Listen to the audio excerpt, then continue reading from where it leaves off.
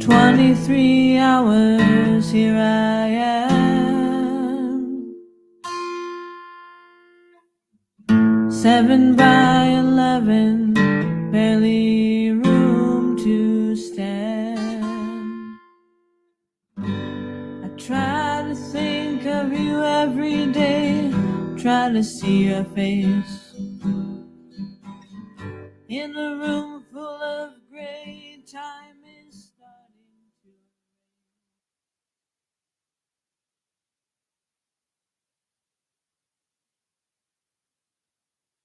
Aretha, 1942-2018. With one unmistakable name, a musical legend was born. Aretha. Born on March 25, 1942, in Memphis, Tennessee, raised in Detroit, daughter of the famous gospel preacher Reverend Cecil L. Franklin. She was born to a world made and moved by music. Her father taught her timing and phrasing, but the precocious Aretha learned young that her voice, with its incessant, pure, ascendant tone, could topple walls and open hearts. It took her to the Rock and Roll Hall of Fame in 1987, and at least 5 of her many top hits have since become classics. Respect, I Never Loved a Man, Freeway of Love, Share Your Love with Me, and Something He Can Feel. In her matchless career, she had 20 number one hits, from Respect and I Never Loved a Man in 1967 to Freeway of Love, the summer 1985. Her fans, though, loved her like family, and it didn't really matter where she was on the charts. She sang with utter, moving, emphatic emotion and captured hearts near and far. Her voice, her gift, rang like a bell in the night. But she didn't only shine on stage. During a recent interview, she described herself as a domestic goddess. And what job is harder than raising black children in America? As black mother, she was indeed a goddess, reigning over the rhythms of life and love at home in Detroit. For a black woman to go from the Jim Crow South to become a queen of the kingdom of music and then a goddess at home is no small thing. She was, is, and shall ever be Aretha, who lightened and enriched the hearts of millions around the world. She returns to the celestial choir after 76 summers of earthly life. From Imprisoned Nation, this is Mumia Abu-Jamal.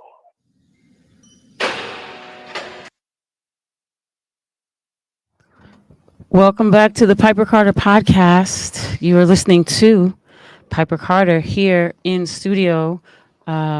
Detroit is different.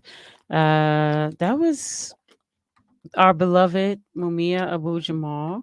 A very loving tribute to our beloved ancestor, Aretha Franklin, here in Detroit. I want to bring 2 of my guests here today to kind of bring us into the space and the understanding of why we're having this show today. So we're gonna get like right into it. So I'm gonna pass it to my Detroit brother to say what he just told me because I'm gonna let him say it because he's so eloquent. So I want to welcome my brother Kwasi Akwamu. How you doing, my brother? And Peace. the shed you have on the east side of Detroit. You also are a what is it called? A guerrilla intellectual, and you're a beloved community member and just a wonderful person. So welcome, welcome, welcome. Thank you for having me. Here represent Detroit Jericho. With my sister Sarah Torres. Yes, listening to Mumia get a tribute to Aretha Franklin. Who is what I'm saying, definitely beloved here in Detroit and around the world. I thought it was a fit tribute because Aretha herself was once involved in the work that we're here tonight to do, which is to help bring awareness and attention towards the freeing of Mumia Abu-Jamal. And sometime in the late 60s, early 70s, I forget the exact year, when Angela Davis was on the run. They was doing a national manhunt after the Soul Dad brothers situation in California, and they identified her one of the guns that Jonathan Jackson used when he raided the Marion County courthouse was owned by Angela Davis. So they had a manhunt out for her, and she was on the run. And when they captured her, Aretha Franklin stepped up against her very influential father, the Reverend C.L. Franklin, and she wanted to bail out Angela Davis, and her father was opposed to her getting involved in this kind of, I'm not quoting him, but riff-raff, so to speak, these radicals, and he had a more conservative bent at this time, and didn't want his daughter involved, but she went public saying that she loved her daddy, but she just couldn't sit by idly and let Angela Davis be worked by the system, and truly the full force of the state was trying to frame and lock her up forever, and she ended up rising out of that situation. And we hoping that through our work here tonight, and in conjunction with work other people around the country and around the world even, that we can raise enough attention around the situation Mumia Abu-Jamal, who's been in prison for 42 years, wrongfully convicted, and we're gonna get into more details further along in the show. So I'm gonna pass it back. Yeah. So, Sarah Torres, welcome. Thank you. And Glad that to was be your here. music in the beginning. Just wanted to honor that was your song, 23 Hours. Can you tell us about that? Yes, 23 Hours is a song I wrote about solitary confinement.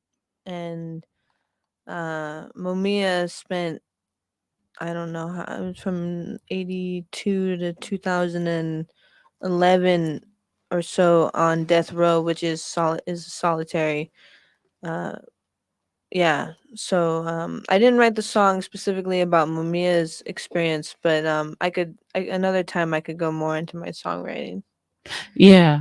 I mean, and just, it was relevant, just wanted to share that it was a relevant song to this moment, and also, want to, honor that you are bringing some artwork right to the forefront, for people to think about ways in which they can support the movement. And artwork is really, music and art is a really strong way to support the movement. But yeah, so tell us why we're here today. All right, so I'm also in Detroit Jericho with Kwasi, and yeah, so Mumia, this is a critical time for Mumia and what the people can do uh, to put pressure on the judge in Mumia's case right now to do the right thing, and we can go into more detail as to what that means. We have a little bit of time here, but essentially there are some very practical, simple ways people can, as you see in the banner on the bottom of the screen, you can write your own individual letter or sign on to a letter at lovenotfearphear.com. And it would be sent to Judge Lucretia Clemons. And yeah, so just, Mumia has been wrongfully imprisoned for over 40 years, and it's a pivotal time. Yeah.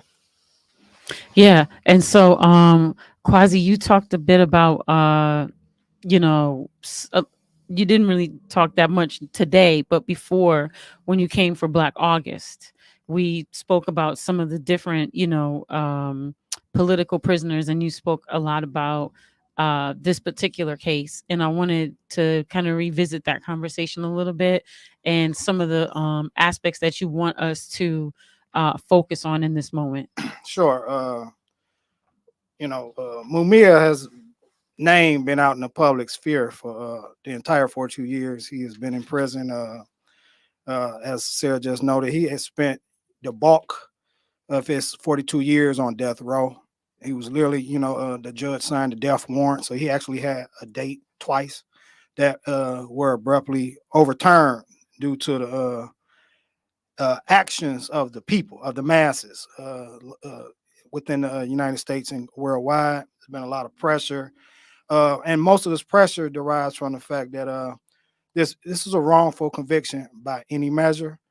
Uh, and recently, as recent as 2018, some 30 boxes of evidence that had been suppressed from the original trial in 1982 has been found in one of the former district attorney's office. And this evidence was withheld, which is violation is due process.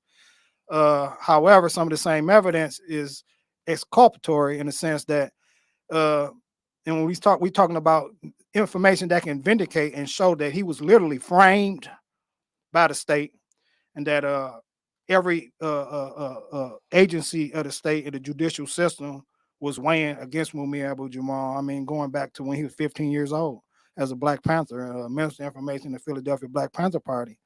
And he wrote for the newspaper. He was a journalist even at 15, but he was also a target of COINTELPRO.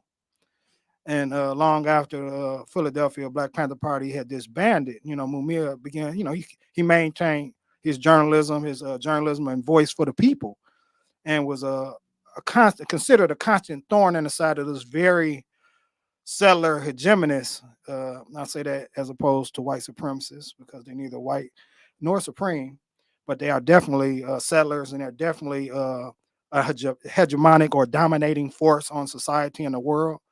But that the administration in Philadelphia was hardcore, and so Mumia was a thorn in that side as a journalist. He was the voice of the people. He stood with he wrote journalism that gave both sides of the story, that gave the people's side that was normally neglected. And not, like I said, we talking about the full weight of the state. We also talking about the media in Philadelphia, which is also used, what they call it, the third estate or whatever, however they frame it. It's another branch of the government, and it was used also to compliment. So he, as a journalist, used his pen to write for justice. And one of the most notable situations was his support for the MOVE organization, all the way back in the 70s when the police were harassing them, long before they dropped the bond in 1984, which was after Mumia was already in prison. But the harassment continued for a very long time, and Mumia was a voice for the people. And so he continued to be monitored by the federal government. And so, in this case, he was a taxi guy. He was a journalist, but on the side, like people do Ubering now. Yeah. And Lyft now. He drove a taxi cab for supplemental income. And in doing so, while he was riding through his neighborhood, because he only picking up people in his own community, because he probably couldn't go anywhere else in that highly charged atmosphere of Philadelphia. And he just happened to ride up and see his brother, William Cook, being brutalized by the police. And, he's swerved over, jumped out. One of the police, when he jumped out, one of the police shot Mumia. So he was felled to the ground, and before it's all said and done, they're charging Mumia with shooting one of the cops. And it's evident, there was witnesses present that point out that there was someone else who shot the police and got away. Right. And however, whoever he was, he was a lesser threat of Mumia, was the devil they know. Right. And so he became the target. And so they used the full weight to arrest and eventually convict him, and eventually charged, was set on death row, which they tried to kill and execute Mumia. He's still alive today. Right. Thank God he's still alive today. And also too, just there, just to undergird what you're saying, there were many witnesses that were silenced, whether through intimidation, right? Yes. Yeah. And there was evidence that was continually suppressed because there was the original case, and then it came back, and there's witnesses who in both times, right, or all the times that it's been up, they've been intimidated, to speak, right, or they've been threatened, or they've said they would speak, and then they came back, and then they didn't want to speak, or they changed the testimony. They said they were forced. They said that the state forced, Right. intimidated them into their testimony. But more than that, there's new evidence that the current judge, Lucretia Clemons, is evaluating, which she said that she would have. What's important is this was back in December 2022, was to look at this, examine this evidence to weigh whether or not Mumia could get a new trial. This evidence could release Mumia, because this evidence, more than the testimony of these people who have been, the media, the entire state in Philadelphia and in Pennsylvania, have been weighed against them, who turned around and said, contradicted, recanted the testimonies against Mumia and said that no, that some of them saying it's a witnesses. And there's new evidence.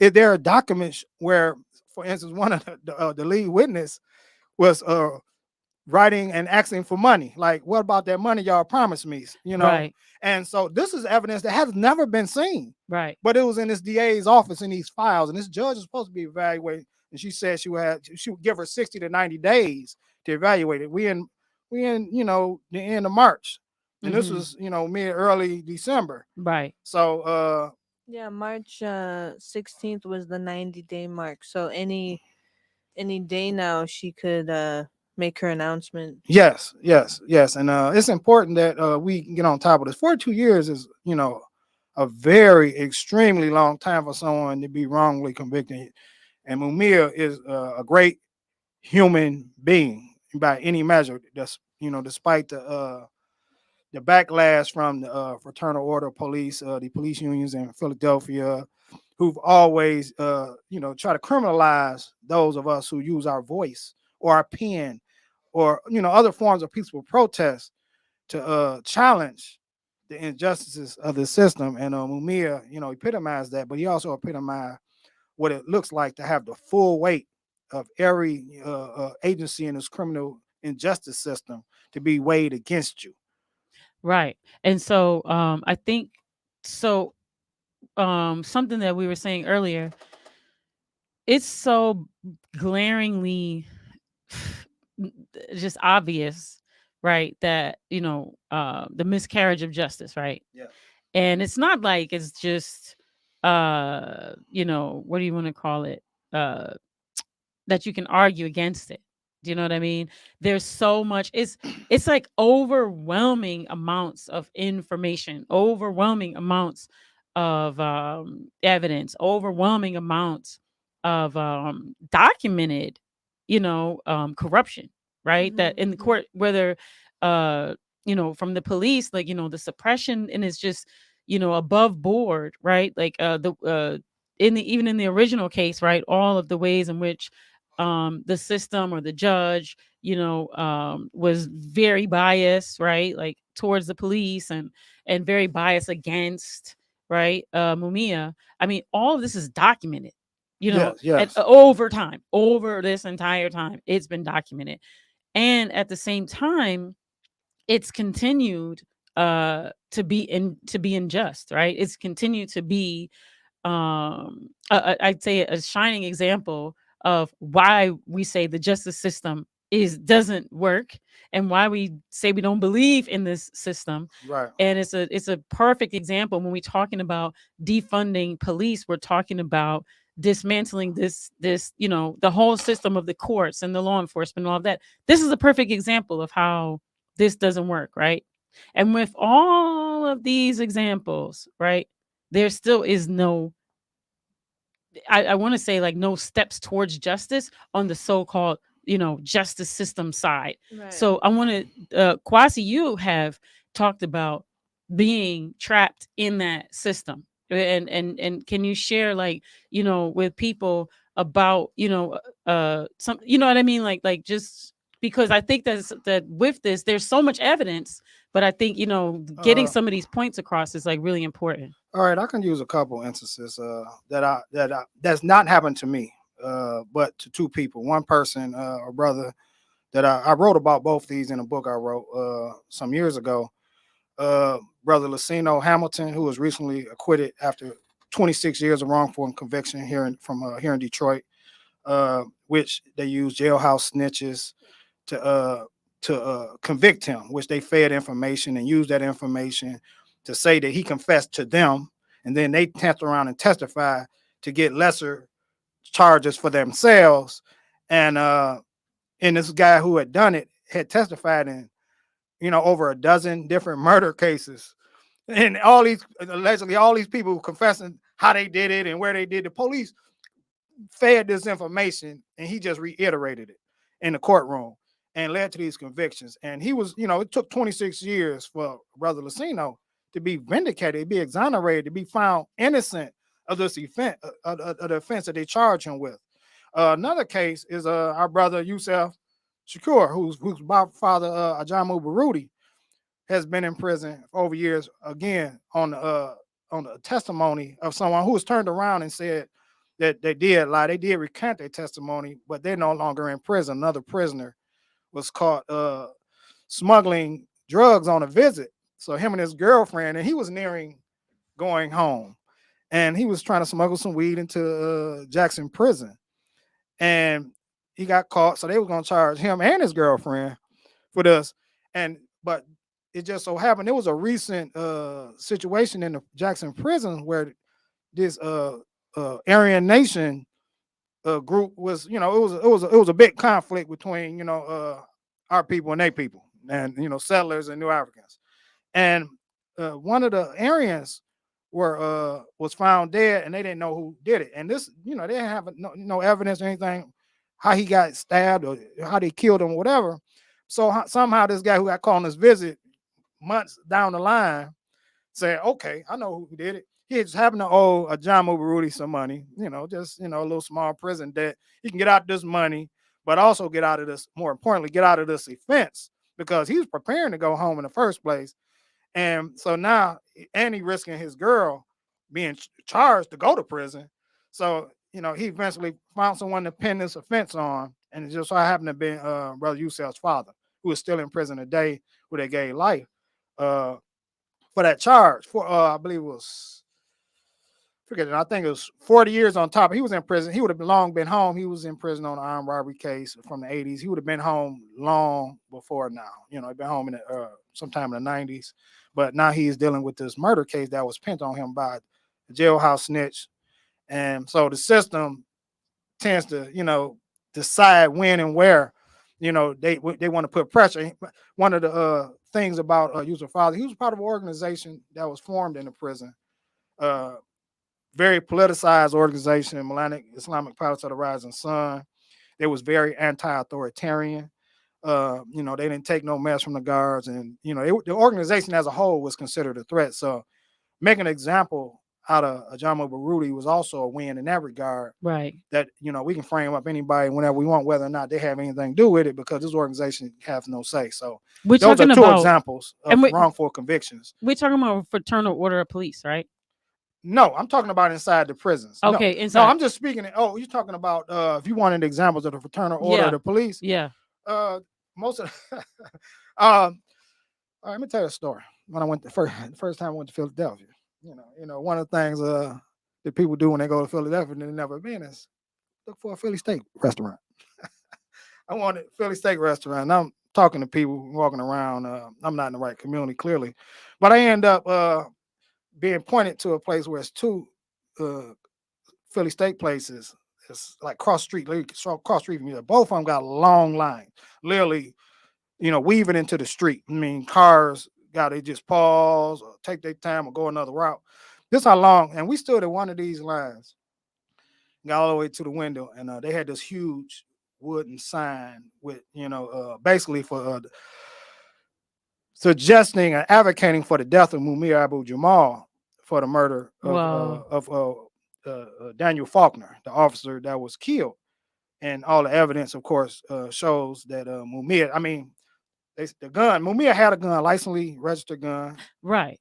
As a so-called citizen. Right. The right to bear arms. That's what we're talking about. But now the gun that alleged to kill the cop was a 44. Mumia had I think 32 or something like that. It was a totally different gauge of weapon. However, the forensics did not indicate what kind of weapon it was. So the police testified it was a weapon. It was a bullet consistent with, nothing concrete, everything so abstract and confusing. Yeah. So they were like, it that the bullet was consistent with what Mumia had. Even though there's proof and evidence that it was a 44. Right. And also too, the medical examiner later, claimed that like that wasn't like he that wasn't like his real report. Right? Yeah, Yeah. it was so much So much. skullduggery. Yeah. Yeah. Yeah. And so watching like all the different videos about people who have done all this research and interviews about the case and have done all this digging and just going through all this evidence, it's like my mind is boggled as to like why he just can't get out, but then it's obvious. He's an example of the state. He is a symbol of he's Mumia is very humble.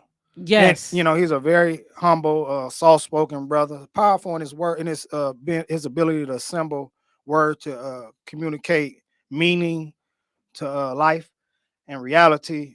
He's wrote several books in prison that many of them has garnered awards, read around the world, translated into multiple languages. Uh, but he speaks out on behalf of humanity, of people, of justice, of what's right, and uh, he is an example. To execute him was their goal. Hmm. That was their preeminent goal, was to kill him, to make a statement that you can't do this, that there is no innocent activity, including being outspoken or truth-telling journalists. And Mumia exemplifies that. And so they got him off that we managed to get off death row. The people, the masses mobilized and was successful after many years. It was a long time. And like I said, you had 2 death warrants that were signed. He had dates to be executed that were stopped. So strength, praise from the ancestors, from the great Yes. spirit. What I'm saying? That but at the same time, we gotta get him all the way out. Mumia is in frail health. He's been Hmm. suffering. The prison hasn't done anything, to make his life easy. During his incarceration, his health is very fragile. He'll be 69 years old in April next month. He's been in, like I said, been in prison 42 years. He was how was it? I think he was 27 or so. 27 when he arrested him. He was a young man, bright, but totally, not invested in the system in that sense that he can see truth as it was and speak it as he saw it. And we need these kind of voices out here among Yes. us. Yes. We Yes. we need that. Unafraid. Absolutely. And what do they call it? Unbought. Yeah. Yeah. Unbossed and unbought. Yeah. And so for those people that are just joining, help us again, Sarah, like let us know why we're here in this moment. What is the difference in this moment that we're in right now? Um, I think one of the differences, well, one of the differences is that Mumia, his life, expectancy in prison is, if he, because he has he's had cardiac things and they're not giving him a heart healthy diet. Um, the one thing that's been said is that he has maybe 5 years in prison left.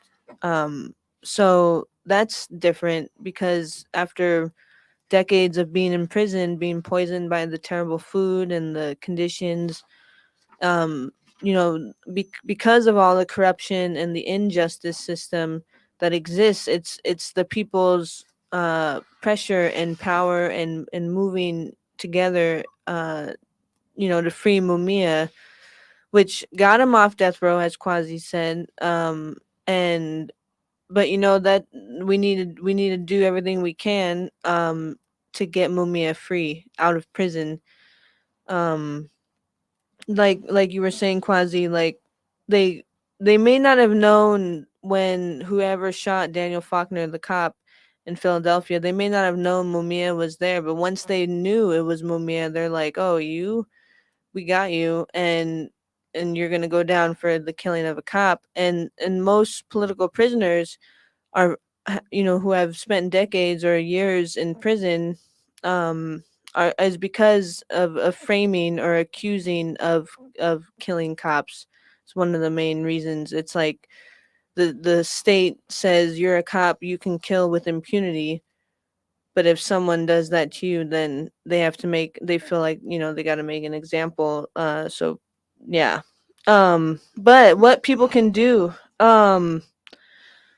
so Love Not Fear is PHEAR, like Philadelphia. Love Not Fear is a recent formed strategy directed by Jamal Jr., who is Mumia's grandson. And we aim to show Mumia's humanity and show the loving person that he is. All the 13 or so books he's written, he's never written about his case or himself or what he's been through. And the commentaries, the thousands of commentaries he's made are all about the people and what the people are going through. And for example, one example is like Mumia got Hep C most likely from the blood transfusion that was given to him when he was brutally beaten after being shot in the chest the night of December 1981 when everything went down. And so I guess it showed up later in his years, and he was getting sick and very, very ill, and they found that he had hepatitis C. And at that time, this new hepatitis C cure, essentially pill, had just been out for a little while, but they weren't giving it to people in prison. And people on the outside had to pay like $1,000 a pill, but that's besides the point. In the United States, so Mumia sued the prison system in Pennsylvania, I believe, and because of that lawsuit, everyone in Pennsylvania who is a prisoner was able to get that Hep C treatment. And I think it was actually I think it actually helped nationwide too, prisoners Wow. around the country. But what people can do is like what the banner says is Judge Lucretia Clemons. If you go to lovenotfear.com, PHEAR.com, there's a 6-minute video of Judge Clemons, and watch that video. Maybe we could watch it now. Yeah, let's watch some Yeah, of it. we have Yeah. I have Yes. it pulled up. Yes, And 'cause- it's on the again, it's on the Love Not Fear. You can, go to the bottom of this screen for the Love Not Fear. I'm gonna pull it up while we're here. And another reason why it's different now is because the judge can release Mumia based on this appeal they're trying to move forward. Yes. Another interesting distinction about this moment is that previous judges that were previous to Lucretia Clemons, Judge Clemons, the first judge was Albert Asabo, and he was a very settler hegemonist judge who was on record as saying, "I'm going to help them," talking about the prosecutors, fry the nigga. That's what he said. That's what this judge, and on one of Mumia's appeals, early appeals, he also appeared as the judge because he moving up the food chain. So now he's on an appellate, and so the same judge who wanted to help, railroad Mumia is also. So Mumia been struggling with these judges through the years, and this is Lucretia Clemons is a New African woman. And I don't know much about her. She appears pretty young for a judge based on her appearance. But clearly, the ball is in her court. She's looking at this evidence, and she is to decide on it. And we hoping that she can see the truth in the evidence in these documents that shows how Mumia has been railroaded, how information has been withheld that could have, led to Mumia being home, in 1982 when he was first went to trial. Okay, so if you go to the Love Not Fear website, there's a lot of links and things, and this is one of the links that's there. So we're gonna listen to this video. It's about 6.5 minutes, and again, we're listening to the video just for context, in that this is the judge that will be presiding over when his case comes up, right? Yes. Is the The evidence now. right now. The evidence right now. Any day now, she can make her judgment on whether this evidence is enough to get him a new trial. Thank you. Which, if he gets this new trial with this all this evidence available, Yeah. he is guaranteed a release. Right. She could free Mumia right now. She could free Mumia. Okay, so let's listen to her. My grandfather was one of 8. His parents were Rhoda and Eddie Clemons. They were a prominent family in a small town called Tutwiler, Mississippi. When my grandfather, who was the youngest boy, was about 8 years old, his father was murdered by members of the Ku Klux Klan. It threw his family from being a very prosperous family in the town into extreme poverty. They lost their home, they lost all their possessions, and they literally, his older brothers and sisters had to drop out of school and start picking cotton to survive. The one saving grace my grandfather always told me was a sisterhood of nuns who provided food for the family and took them in when they had nowhere else to go. And it was because of that that my grandfather converted to Catholicism, and that is the reason that I am Catholic today.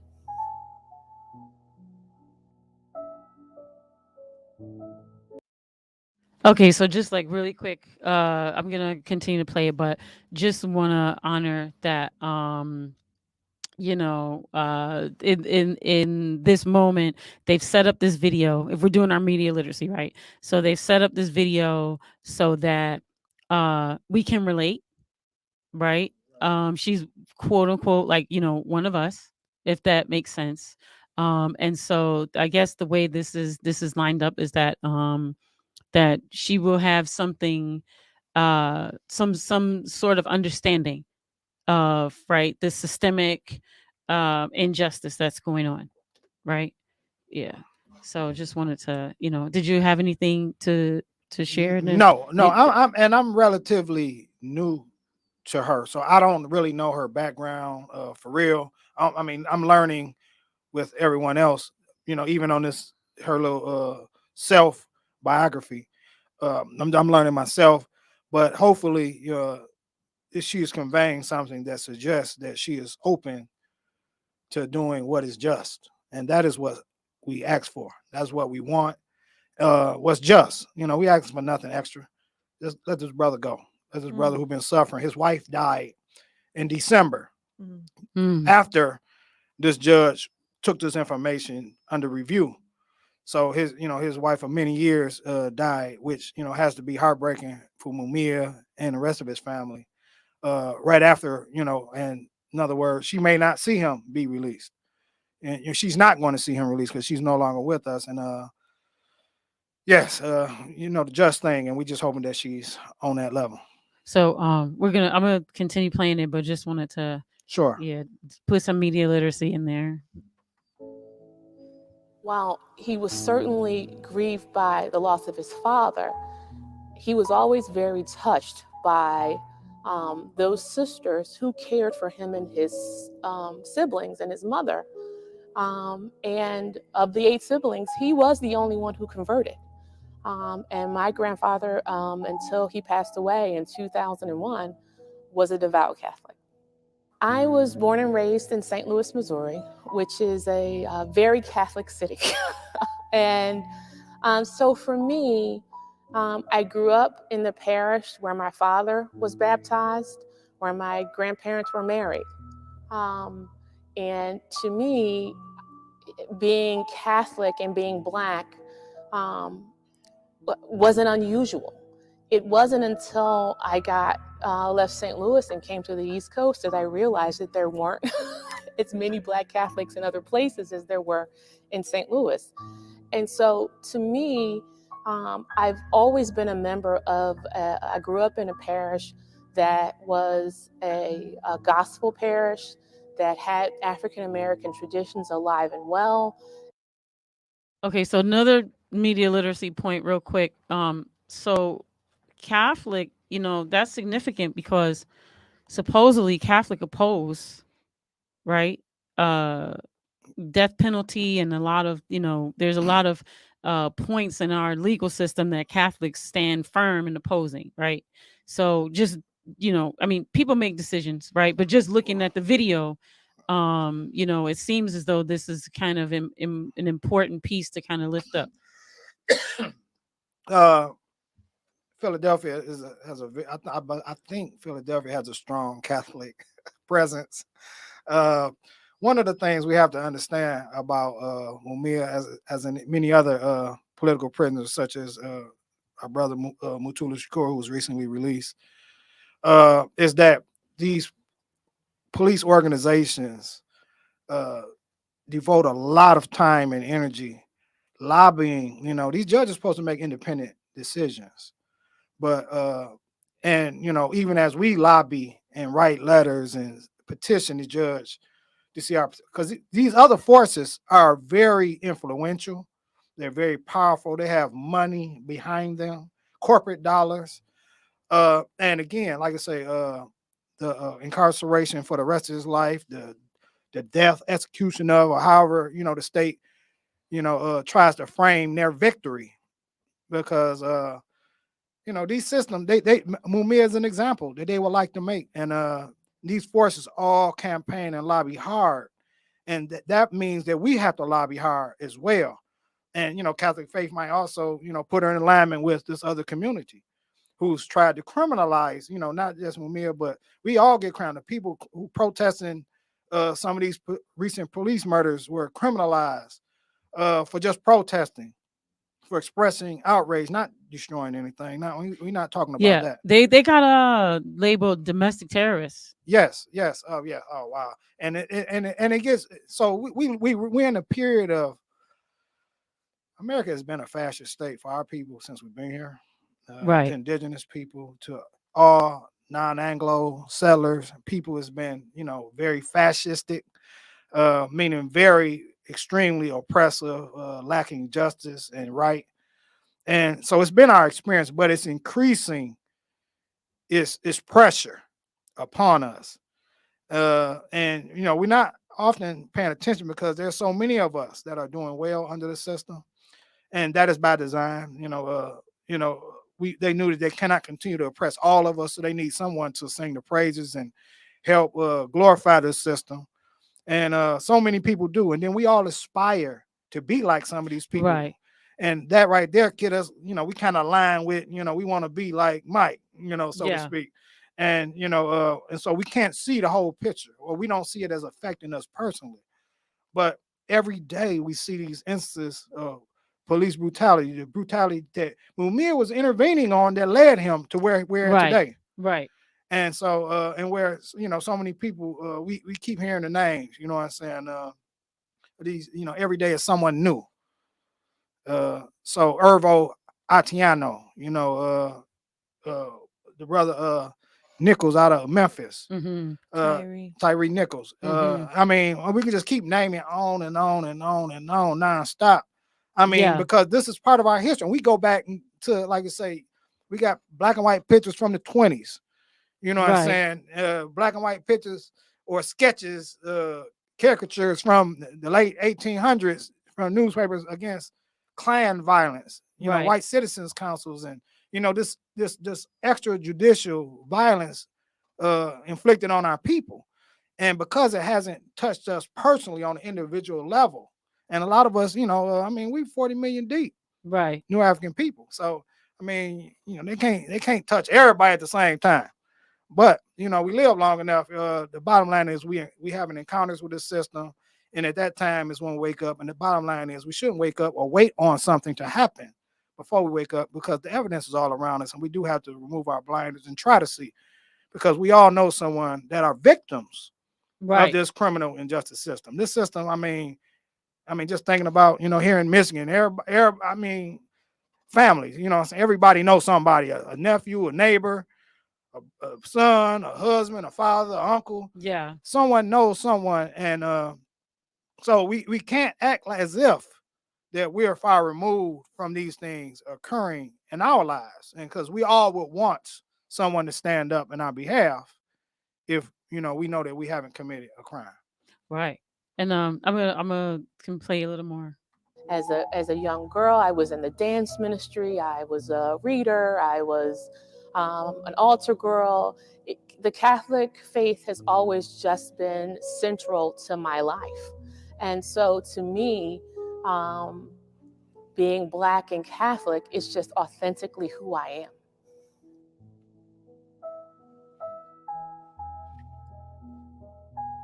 And they play the heartfelt music. Oh, So to man. bring us You into gotta the love it. heart, right? Yeah. Can I Lovey-dovey.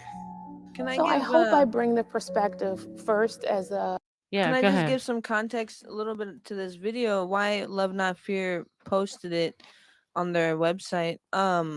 So back in October, it was like the 26th, Mumia had court with Judge Clemons, and she lets both sides, argue why, our Mumia's side, the defense is saying, we want to submit this appeal and allow this new evidence, and so both sides argue, and then after, she pulls out this 31-page document that's saying, I'm going to move to dismiss, not allow this evidence to be brought in.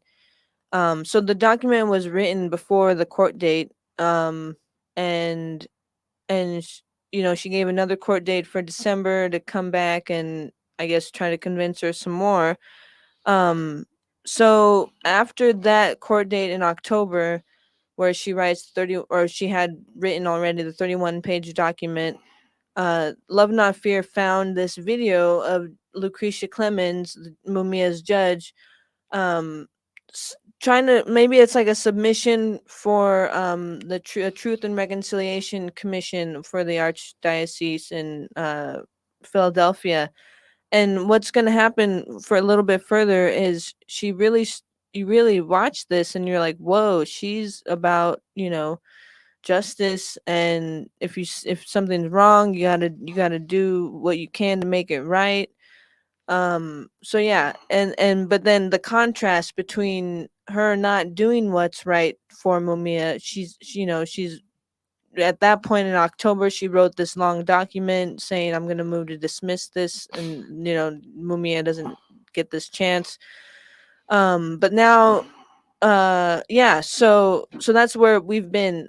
People have been writing letters to the judge, and you watch this video first, and then you write to the judge's heart to be like, look, whatever you would say. I don't want to necessarily say what people should say, but to get to the heart of the judge, because as you said, Kwasi, there's a lot of pressure and powerful entities putting influentialness towards her decision. So yeah. Okay, we're gonna watch more. a child of God, also as a wife and a mom of 3 Black sons.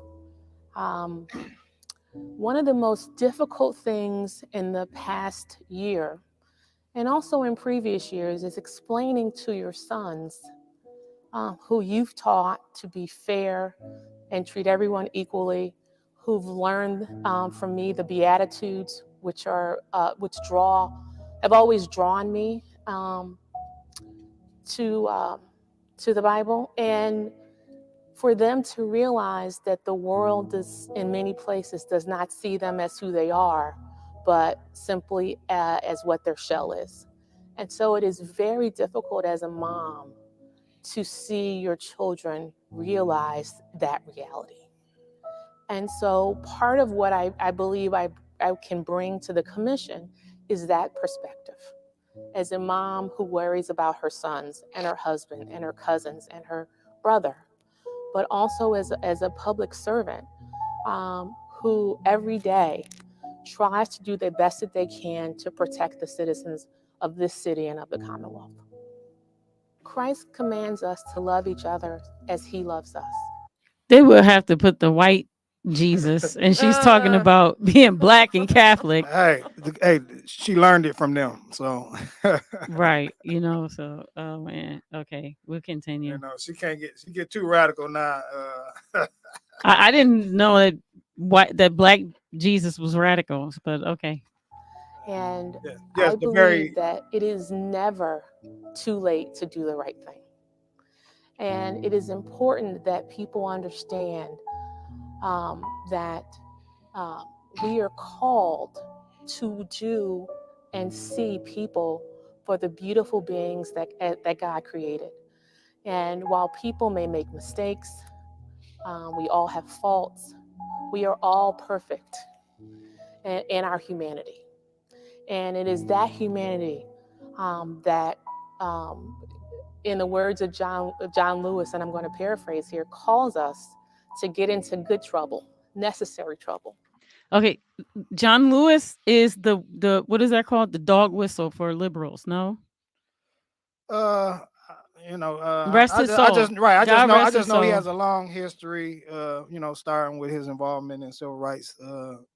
And through SNCC and other campaigns, the young activists under Ella Baker, but and working with King and became a congressman but yes, I look at everybody like that, so I'm kind of extreme in my views in that regard. I see everybody, anyone that's co-signing this system as collaborators. Period. That's I'm a little extreme, and but there has been outliers. There have been those who willing to step out. Like we had heroic George Crockett here in Detroit, who stood out, at times in history against the greater system that wanted to see, so-called radicals, people, justice and freedom-seeking people stand up and organize and do things for themselves, not bother nobody, but nevertheless get railroaded and become victims of police terrorism. Yeah. Okay, we'll continue. Trouble that when you see something wrong, you say something. When you are in a position to stop something wrong, you do it. Yes. I think one of the Okay, so when you're in a position to stop something Hello. wrong, you do it. This is what we praying for. This is what Yes. our deepest hopes is hoping for. And she sounds convincing to me. She sounds very convincing. We will see. 30 boxes of information is a lot, to sort through. But definitely, I'm very optimistic. I'm very hopeful. But I think we all need to be on alert. I think we all need to be aware of this moment because this is a moment, for justice. I say not just for an individual, but it's vindication of a movement in a sense, and because Mumia represents a tendency, within our movement. And like I say, people always thought of COINTELPRO and police terrorism is always following or dogging the trail of militants, those who burn baby burn or off the pig, and that's not always the case. And we forget that like I say, there's people like Martin Luther King had a COINTELPRO profile. They J. Edgar Hoover petition try to get him to commit suicide. There were COINTELPRO profiles on black newspapers from the 20s all the way to the disbandment of COINTELPRO 1.0. We know that they have new manifestations of it now. Black identity extremists emerged in 2017, which was leaked. The Black identity extremists, which was pretty much COINTELPRO, 2.0, and there's other manifestations that haven't been leaked, but nevertheless we experience through practice on a day-to-day basis. Yeah. Okay, let's go. The most important things to focus on is truth and reconciliation. A familiar cry in the street during the social justice protests: no justice, no peace. And while I know that many people want peace, they really want quiet. Quiet is not the same as peace. Peace requires justice, and justice requires truth. And therefore, I believe that we start this with some truth and reconciliation. Okay. I mean, what are we hearing here? Wow, I'm hearing some inspirational words. I'm hearing hope and optimism, and this has nothing. These comments is I don't know the context, but this has nothing to do with her take on Mumia. This is something they found. She mentioned sitting on some commission. I'm not sure what that commission is. Yeah, this came out before that 1st October court date. So it was just found on YouTube. Right. So in any case, she is speaking, she's talking my talk, Yeah. she's talking that talk. So we hoping that she walking that walk. Yeah. Okay, let's see what the rest of it says. It's only like a minute left. With some understanding of where we have come from, the historical implications of that, how it is impacting people today, and how do we reconcile that history with where we are and where we want to go. Okay. Yeah. So how do we reconcile that history with where we want to go? Be just, let truth speak. Let truth speak, right? Let truth speak. Yeah. Stop being, agents of neocolonialism, collaborators with state oppression. So yes, and like I say, it takes a strong person to do this because the system is ferocious. Yeah. The system has sharp teeth, and they bite. And it's more than just pursuing. I think I don't know how long she's been a judge. I don't know her professional aspirations, but I know a judge is a high level aspiration for someone who's been through law school. That's a great step up to be able to pass judgment in cases that require justice. We know that in this system that we don't always get that the system is it's not justice but just us, and it's just them that is. And we get left to the wayside. So it's very promising. I can appreciate her words. She seems genuine. The music, what I'm saying, pulled on my heartstrings. Right. She has such an opportunity. Just wow, to do what's right and just to either get a new trial going, which would end up with the liberation, with the freedom of Mumia, because there's so much corruption to be exposed in a new trial that he would just be released, or straight up release Mumia, free Mumia. So yeah, I mean, write a letter, email it to lovenotfear@gmail.com, or go to lovenotfear.com and you can see the things you can do. And then there's the Mumia video challenge, which could be as simple as just saying free Mumia, like a 10-second video expressing why Mumia needs to be out of prison. 40 years is too long enough. Or we're trying to do like shorts and reels and those things that somehow go viral with the algorithm working with us somehow. So yeah, Mumia video challenge and writing the letter. I mean, those are simple, practical, easy things. And if you've already written a letter, write another one. I feel we don't think that's uh-oh. Hello? Oh, I think that's one of the Hello? people in the chat. Okay. Okay. Yeah. But so you know what I'm gonna do? I'm gonna play because we do have a sample, right, of some of the some of the videos. So this is an example. Let's see, which one is it? Is it this one? Yeah. So this is an example of what folks can do. Oh, this guy calling. Okay, so here we go. All right. Everybody put a short little video calling for his release, and we just string them together, string them all together. I wanted to make this post to let folks know how important the freedom of Mumia Abu-Jamal is and how much he means to me. Mumia is a beautiful person, a beautiful gift to us here on Turtle Island, whose courage and strength is larger than the largest giant and wider than the ocean.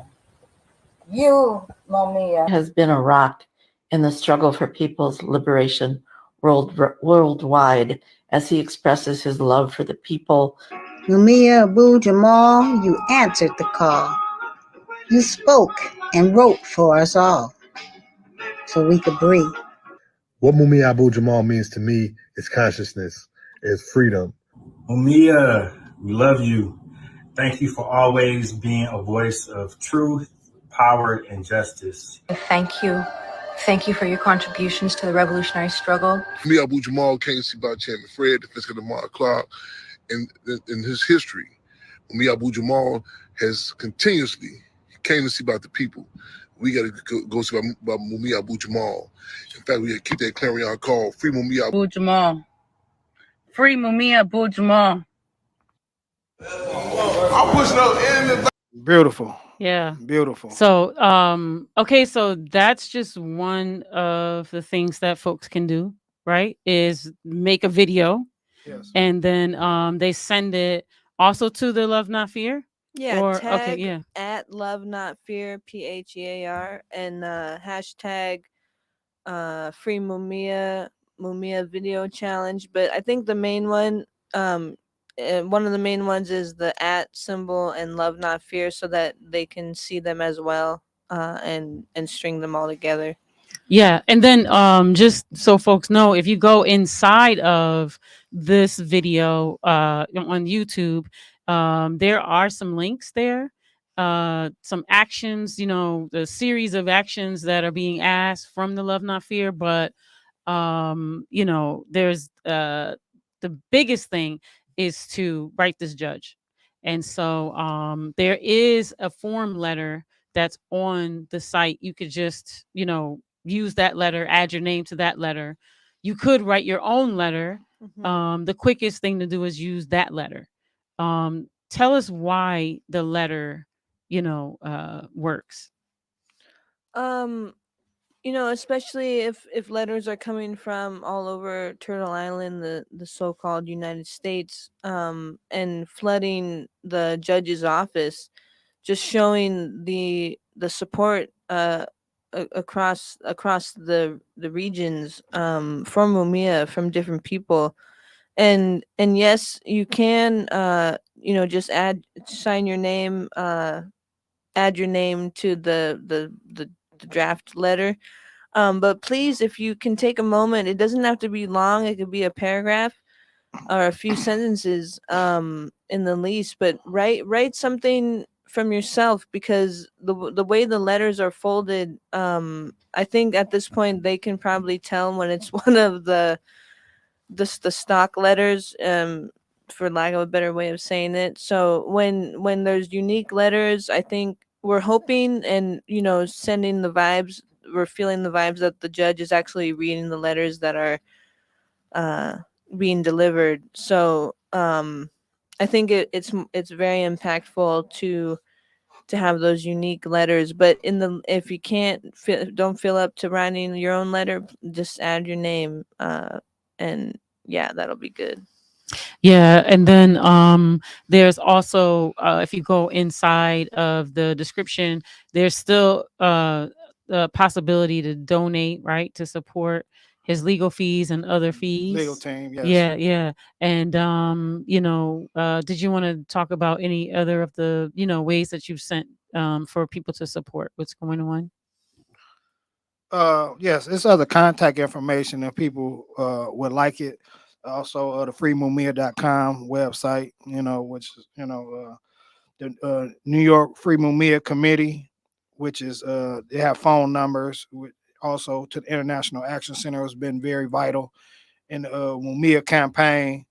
So if you want to reach the New York Free Mumia Committee, they have a phone number, area code 212-330-8029, or the International Action Center, area code 212-633-6646. Look up, I encourage people, become more aware about Mumia. It's a lot of videos that's informative about Mumia online. Take a moment, bring yourself up to speed, learn some details. You'll learn that some of this information is, like I say, this is glaring evidence. It's not, a little fine, some little evidence that's, we hope and tilt the scale. This is, this information kind of alter the scales. And it's major, and it's been withheld, but it's been argued for many, many years. But now this evidence is evidence that sustained, or to back this evidence up, that this judge is weighing on, and some of the attorneys have seen some of this evidence, and this was a violation of due process by any measure, because clearly the prosecution was aware of it, because the district attorney has the information themselves, and they hasn't shared it with the defense. And Mumia has suffered 42 years, and whoa, man. Yeah. Trace your life back over 42 years if you're 42 Right. or less. Right. And Sarah, you wanted to share something? Yeah. If people can follow Detroit Jericho on the various social media platforms, just that all together, Detroit Jericho, Jericho.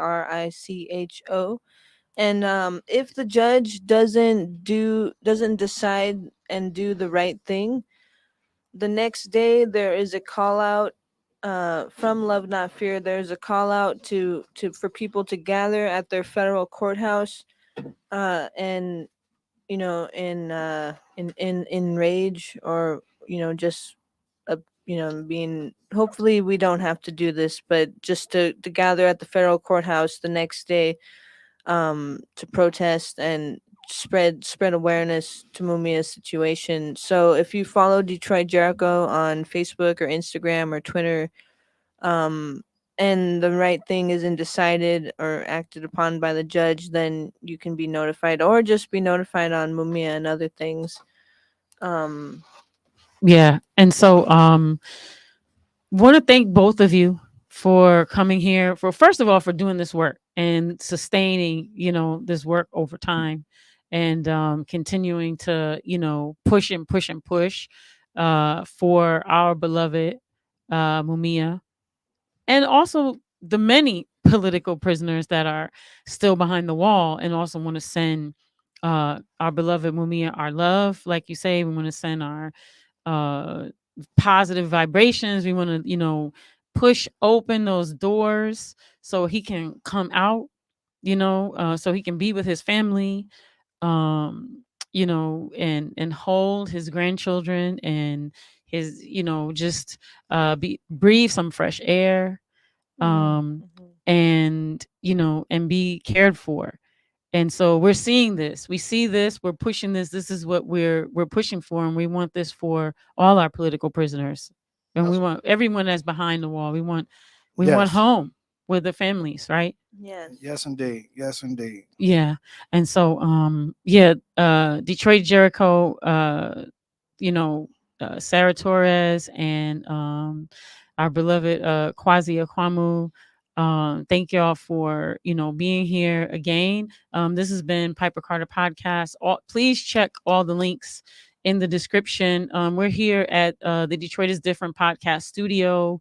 We go live every Tuesday at 8 p.m. We're doing the best we can to bring you information and entertainment, so that we can build this network with our community and keep us all informed and engaged and active. And we love you, and we will see you next week. Please go on the website and write the judge. And I guess folks want to say peace. Peace. Free the land, rebuild and win. Hit the like button. Piper Carter Podcast. Yes, indeed. Yeah, you know subscribe. what I'm saying? Yeah, hit the subscribe button. She's doing some important work. Definitely support this sister. Oh, thank y'all. Love y'all, and peace to all the listeners. We appreciate you. Peace.